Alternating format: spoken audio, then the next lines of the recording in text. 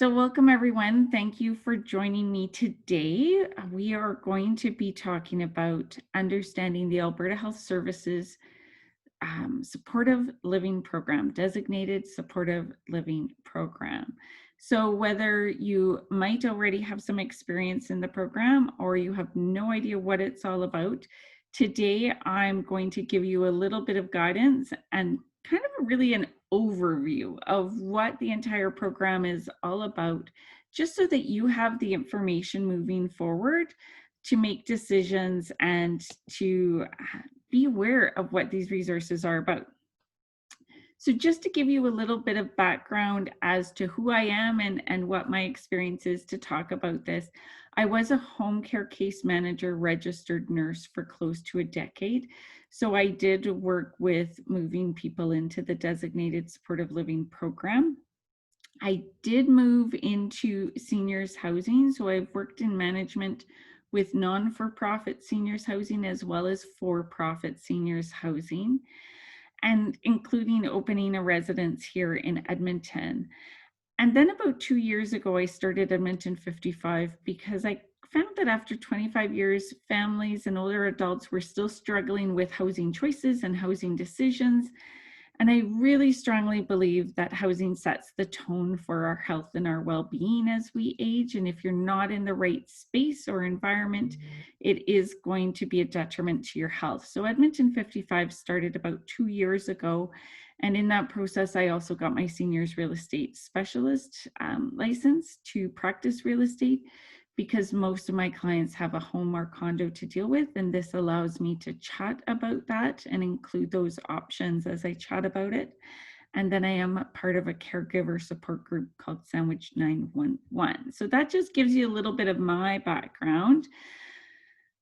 So I am not a member of Alberta Health Services. I am not an employee. I am not a service provider recommended or authorized by them.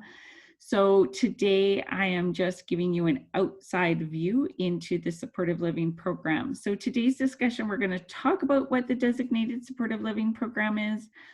Where are these locations? How to get assessed? What do fees look like? What does the placement process look like? And what are other options? So let's dive in. The Designated Supportive Living Program is offered by Alberta Health Services. It provides care in a supportive living environment for adults to remain safe and independent. So this is not for somebody that needs nursing home around the clock care. This is for somebody that's currently struggling in their home or other living environment where home care alone is not enough services to assist them.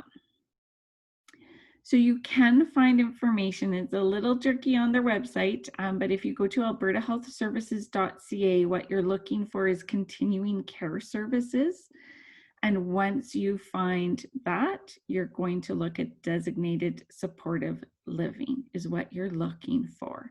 And this is the biggest complaint about the program is people are aware of the program out there, but they're not sure what to look for or how to search it up or it's called, because this program name has changed multiple times through the years. So the current evolution is the designated supportive living. Supportive living usually refers to retirement living where meals and housekeeping and social activities are provided. So that's often what supportive living refers to. Individuals that need some help, but can maintain quite a level of independence once they have meals, housekeeping, and social programs. So the designated supportive living simply means that they have designated spots where people can be moved into to provide an enhanced level of support. So in the province of Alberta, and specifically in Edmonton and area, all of these locations are in existing private retirement residences. So Alberta Health Services doesn't really own any buildings. The buildings are all privately owned. And then Alberta Health Services creates a contract for some or all of the spaces in that building. So some buildings have a mix of private services and designated supportive living suites. Some buildings are just 100% designated supportive living suites. And then other spaces are not at all designated supportive living. So it really depends on the residents and the type of contract they want to create. And those change all the time. So as I mentioned, they do change in terms of what is available and what buildings have contracts with Alberta Health Services. So every year some residences have more, some years they have less spaces. It's really up to that residence to decide the contract they have in place with Alberta Health Services. So generally it's in a retirement residence somewhere in the province. So how do you qualify for the designated assisted living program? You must be assessed by an Alberta Health Services case manager or transition coordinator. So generally, to qualify for this program, you must be on home care. You must already be getting care in the home and getting to the point that that's not enough care. Either you're not safe, there's progressing concerns, something is needed more than what you have through home care. So if you already have home care and you want to be assessed for the designated supportive living program, you contact your case manager for home care. That's the main person in charge of your file. If you are in hospital or perhaps another setting, in this case, you'll generally be meeting with a transition coordinator. Now, I am seeing transition coordinators coming out to the community more. So home care case managers are not always doing that assessment. Sometimes they are sending a transition coordinator to your home to do that assessment. But this assessment can happen in home or in hospital or wherever you may be. But you must be needing care services. There is no income restrictions. The only qualification income-wise is that you must be able to pay the first month and the damage deposit, security deposit that's equivalent to the first month, and have the funds to continue with the monthly rate. So that's the only income qualification. Generally, they do not look at tax records or anything else to qualify for this program. It's mostly a care dependent program. So what does this process look like? People often hear the terms assessment or how do we get placed, things of that nature. So with home care, either that case manager or transition coordinator is going to come and meet with the individual that needs to make the move. It's often about an hour to an hour and a half assessment. They're going to kind of go head to toe what's going on and what needs to be considered for you. So it's basic medical information, including your allergies, your date of birth, your medical history, but also digging in a little bit deeper as to what's been working with home care, what hasn't been working, what's a challenge in the home or where you're living, and what additional services could help you. Sometimes at that end of the meeting, they can give you a classification. Sometimes they need to review that. And so the outcome is a classification. Excuse me. Too much chatting these days. So there's 3 main designations right now that will come out of an assessment with Alberta Health Services: SL3, SL4, SL4D. The official classification is a D in front of all those, so DSL3, DSL4, SL4D. But generally when we're talking about this in the community, we're just talking about SL3, SL4, and SL4D, and we'll dig into those in a few moments.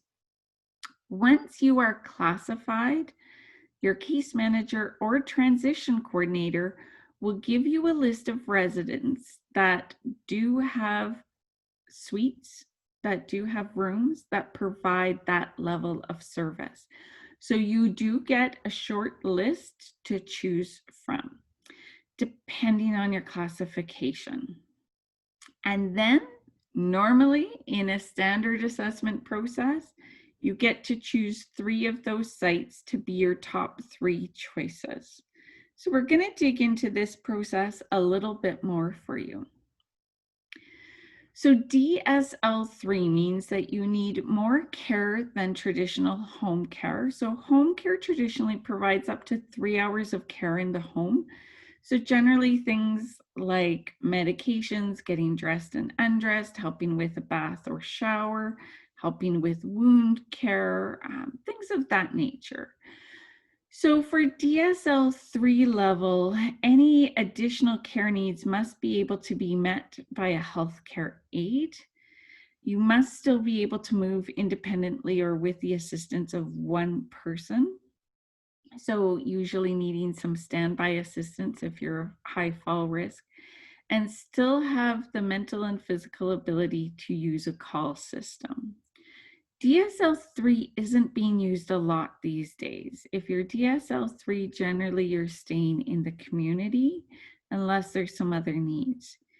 DSL4 is a higher level of care in that your care needs are more complex, meaning that you do need at least a licensed practical nurse, an LPN, around or available during the day.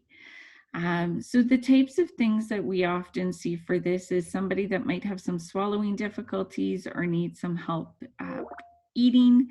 And so they have access to meal assistance. This person might need more help moving around, up to a 2-person transfer. They may have complex chronic diseases and health situations that need constant monitoring or intervention. And we also see a lot of unscheduled care needs here, and that often relates to falls, incontinence, or troubles with toileting. So that's kind of what we're seeing for DSL4, and that's the most frequent designation that they will provide to somebody that isn't coping well in their current living circumstances and needs additional care. DSL4D, gotta love all the acronyms, relates to dementia care. So that's what the D at the end. So again, needing more care than what can be provided traditionally by home care. Generally, this is for people with moderate to severe dementia. Usually they must have proven wandering, so they must have left their residence and been lost temporarily in their community, or exhibiting unpredictable behaviors. So DSL4D is for those with dementia, and those sites will require a secure unit. So a unit that generally is locked for their safety so that they are not wandering into the street.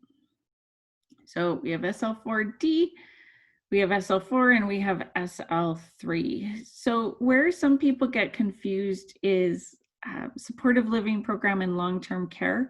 Supportive living is not nursing home. Long-term care is nursing home.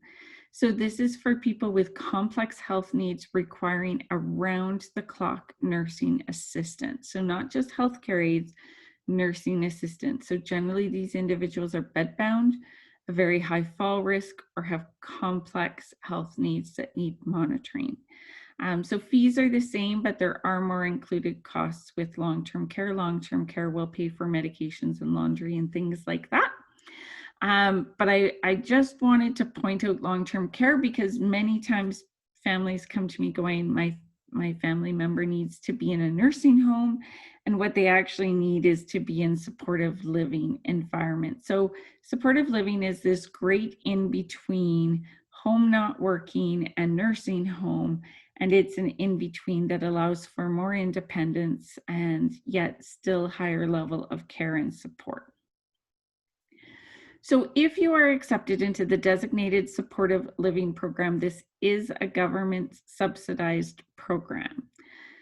So if you're in a private room, your fees are $2,074 per month. If you're in a semi-private room, so you're sharing a room with somebody, it's $1,795 per month. And if you're in a standard room that may have 2 or more people, then it's $1,705 per month.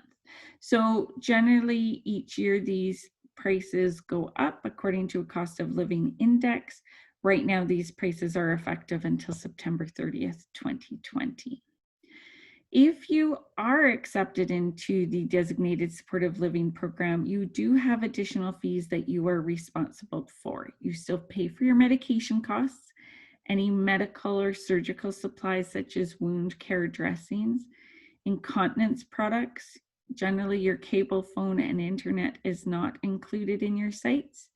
Generally, there is a fee for personal laundry, hair salon. You must provide your own toiletries, and any outings at the site will be at your own cost. So it's just important to budget because there are additional costs beyond your monthly fee in designated supportive living. So how does placement work? And let me just say that I hate the word placement with a passion. But it is what the system uses. So we are placing people. We are finding a home. We are placing them there. But I just don't like how that word sounds. And I would prefer we use, a transition process or a moving process or something to that nature. But that's my personal pet peeve. So you've been designated as appropriate for one of the 3 classifications of the supportive living program.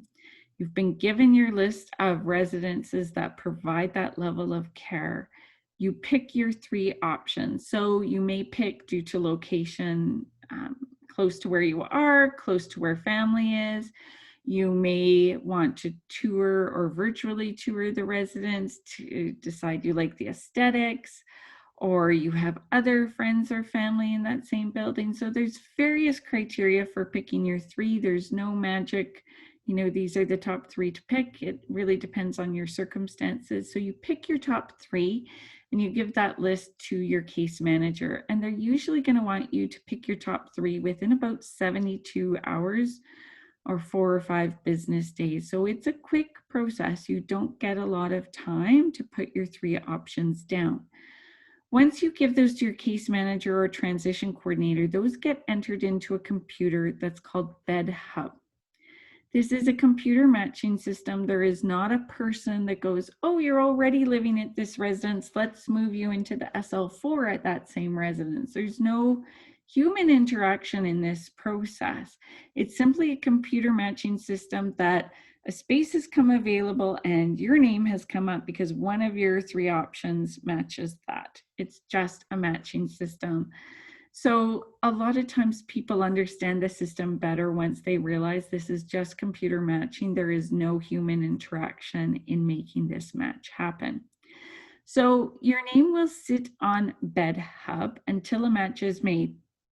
Now, before COVID, wait lists for most supportive living sites were in the range of 9 to 12 months. During COVID, we've seen many families take their names off the list, but we've also seen delays in that they have not been moving individuals into these spaces. And so there may be a longer delay in waiting once move-ins can happen in these sites again. So the wait list is really tough to determine. It's all based on how many other people have needs. So it's imperative if you see your health needs starting to change or that of a loved one, it's important to get on this list early if you qualify. You want to be on this list early as possible if this is the route that you are going for housing transitions, because this is a lengthy process.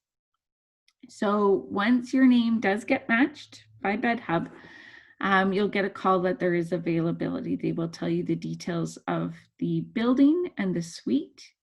You will arrange, usually within 24 hours, an interview at that site or virtually with that site, for their nursing staff to meet with you or your loved one to determine if they are in fact able to fully meet your needs. And then generally within 72 hours, you are moving into that suite. This is a very fast-paced program, and I need people to understand that at the outset, Because this is a government-based program, an empty suite means somebody is not getting help.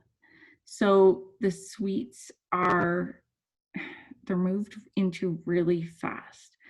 So you need to be prepared for that element. But that's what basically that process looks like, from submitting your 3, getting the call, doing your health interview, and moving in.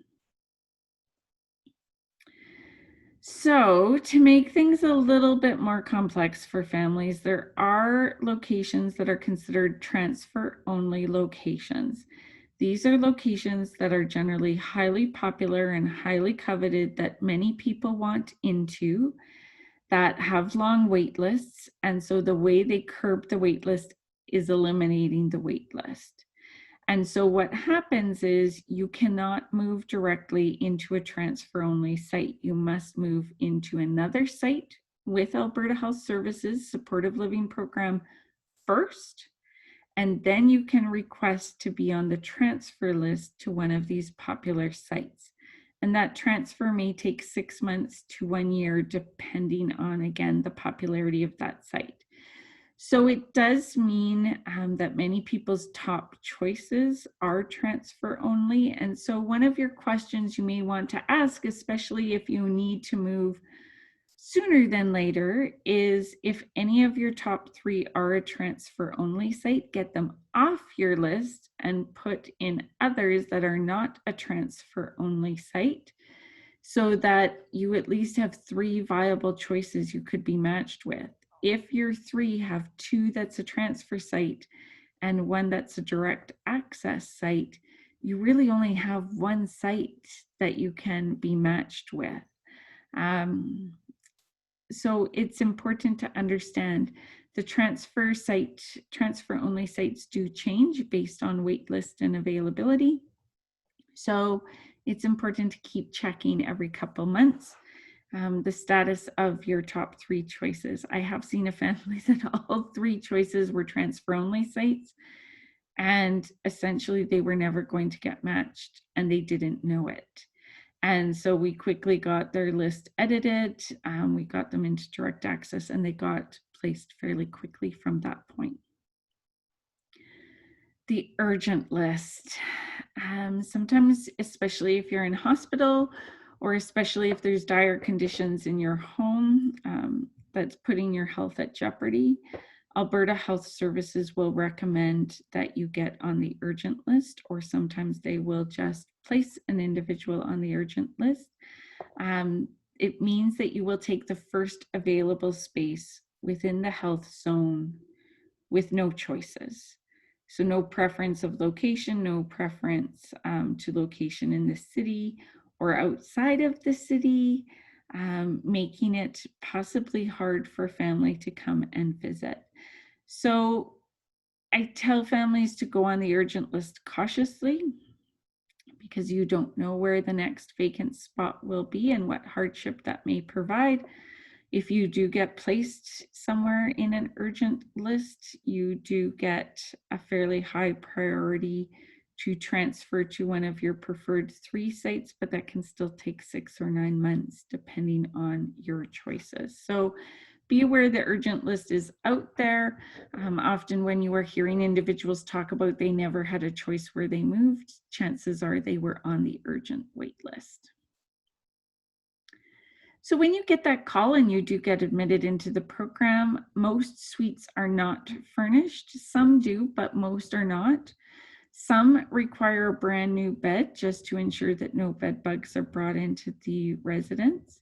But generally, you're looking at bringing a bed, a nightstand, favorite chair, small table, dresser, TV, and then depending on the space, you might be able to fit additional furniture.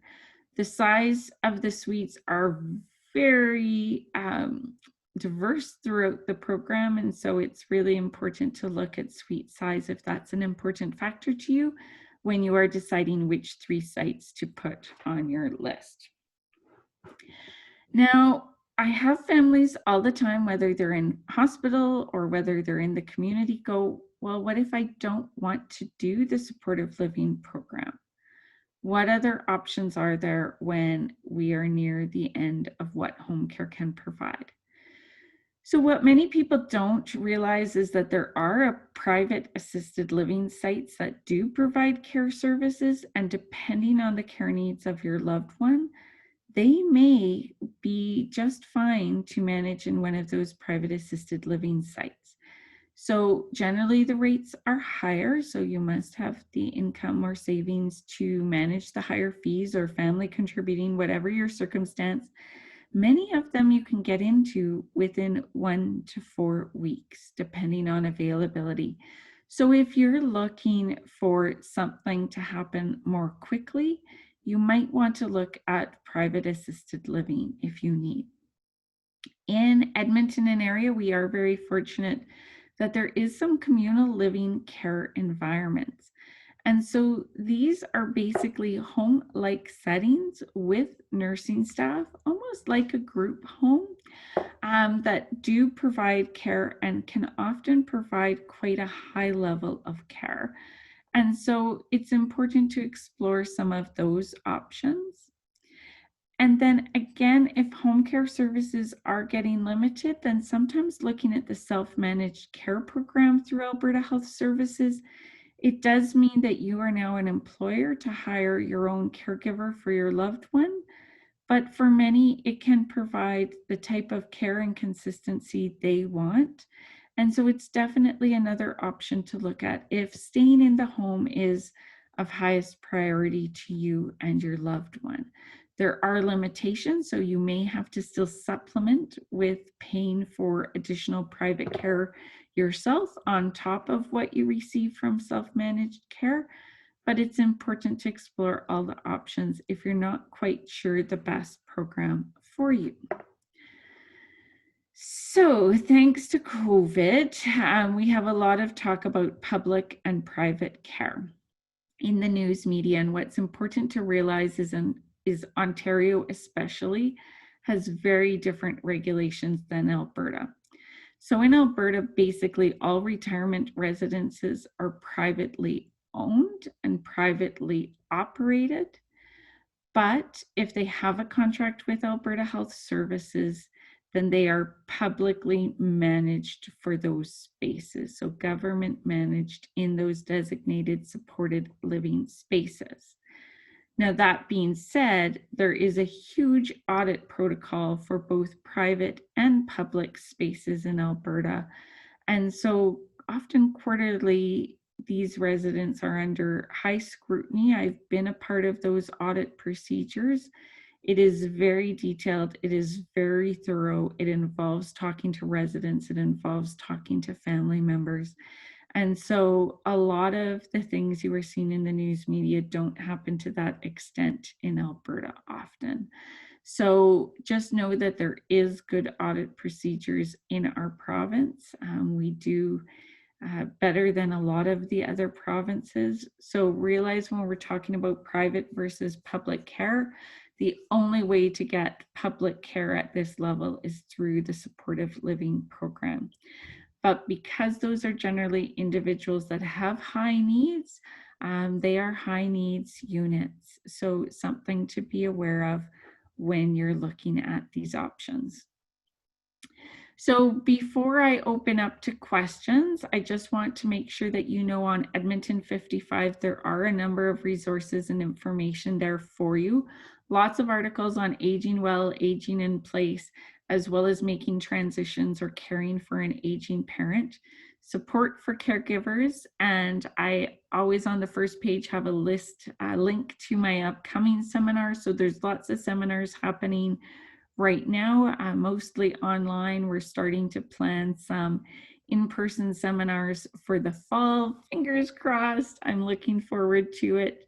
But there's lots of free online seminars you can join from there. And do join my Active Ager newsletter list to get VIP access to where my videos and worksheets are located for helping you to age well. I do stay-at-home consultations for those that want to age in place at home. I do get moving consultations for those that know they need to make a transition either into a new home or possibly into the supportive living program. I do advocacy with both home care and those needing to look at placement within the system. And I am a seniors real estate specialist working with buyers and sellers. So I'm going to stop the recording in just a few moments. I want to make sure that you've got access to my contact information. I do free half-hour phone consultations if you have questions or if you're not sure if my services can be of help. But I hope this has given you a great overview to the supportive living program. It's a complex program. It has pros and cons to it, as with all choices in life, but I hope it's given you some direction. So give me just a moment and we'll start to take your questions.